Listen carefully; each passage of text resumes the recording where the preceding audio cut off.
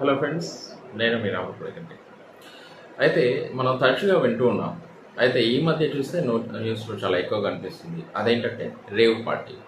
అసలు rave party అంటే ఏంటి, రేవ్ పార్టీలో ఏం చేస్తారు అనే తెలుసుకోవాలనే ఆసక్తి జనాల్లో చాలామందికి ఉంది.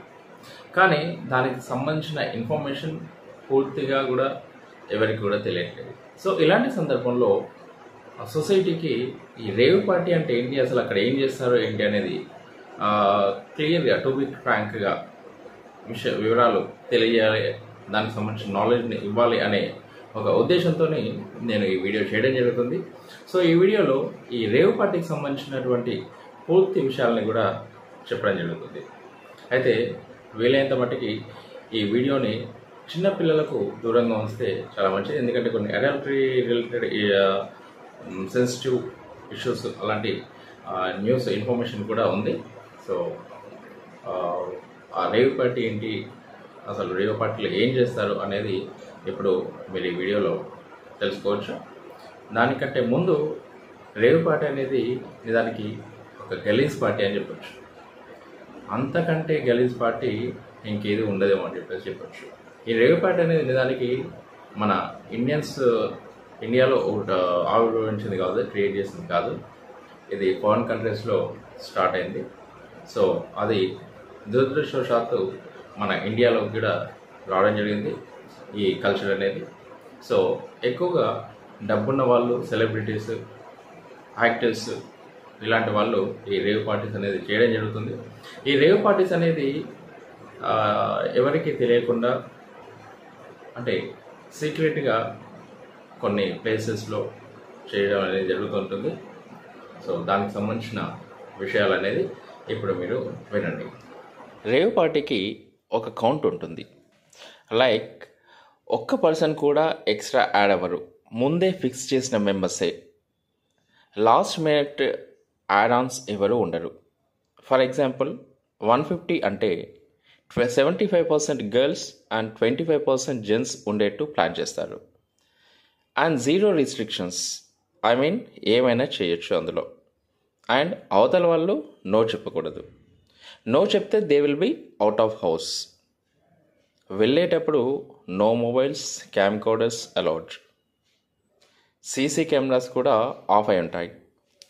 అందుకే పోలీసులు పట్టుకున్న 1 minute వీడియో ప్రూఫ్ కూడా దొరకదు వాళ్ళకి.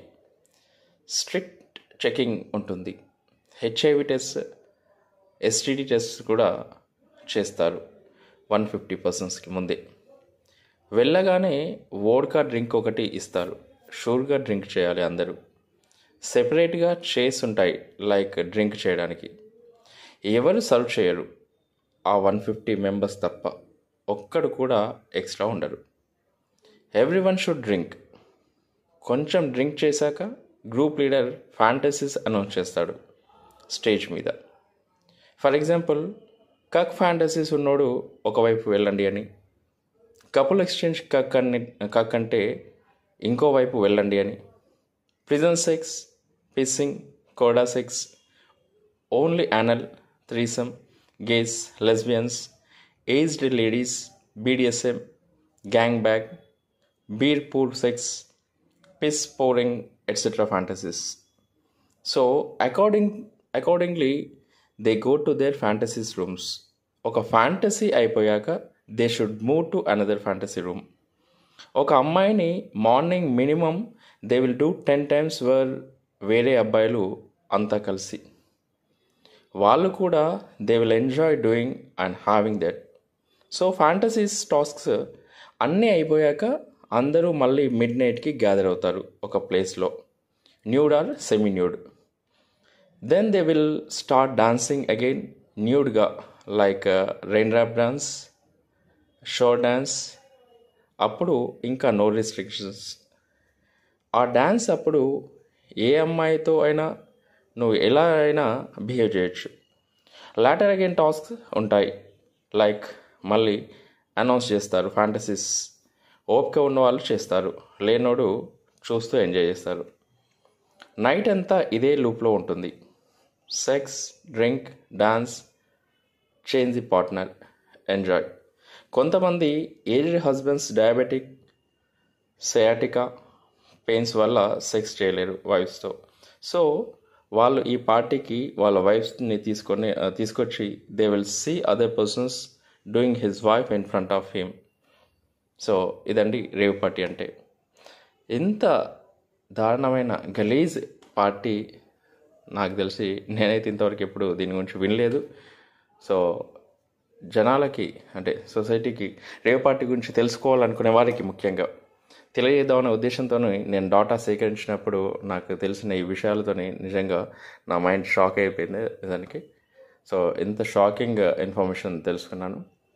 సో ఇలాంటి రేవ్ పార్టీస్లో అంటే ఓవరాల్గా అల్టిమేట్గా చూసినట్లయితే రొమాన్స్, సెక్స్, ఇల్లీగల్ రిలేషన్స్, దాంతోపాటు డ్రింక్, దాంతోపాటు ఇంకోటి ఏంటంటే మెయిన్గా డ్రగ్స్ కూడా తీసుకుంటారట. సో ఇదంతా కూడా complete illegal party, illegal actions అన్నమాట. సో ఇలాంటి రేవ్ పార్టీస్కి ఎవరు కూడా బానిసవద్దు, ఇలాంటి వ్యసనంలో ఎవరు కూడా చిక్కుకోవద్దు అని చెప్పేసి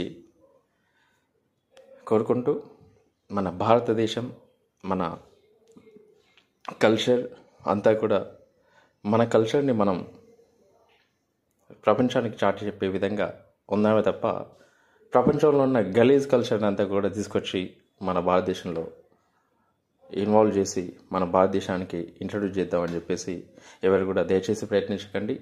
మేరా భారత్ మహాన్, I love India. This is yours Ramu Padakanti. Please subscribe my channel and share it. Thank you.